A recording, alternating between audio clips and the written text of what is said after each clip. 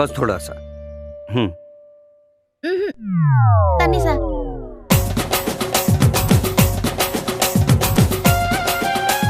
थोड़ा सा भैया खाली आलू दिया, बस थोड़ा सा। क्या भाई सीधे भाई? ना ना ना चाहिए।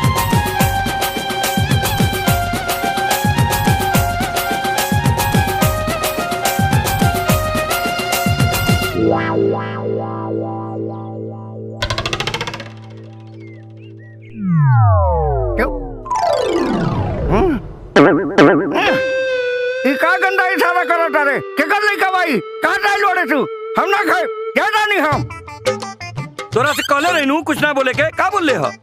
हम चाचा हम बोलनी ना, हम तो इशारा में पूछनी। का पूछ ले हो? हम तो ये पूछनी तू कौन पक्ष से बाड़ा, लड़का पक्ष से बाड़ा कि लड़की पक्ष से? तू दोनों में बोलस ना, तो हम ये कहनी है कि मरवाए में आइल बड़ो।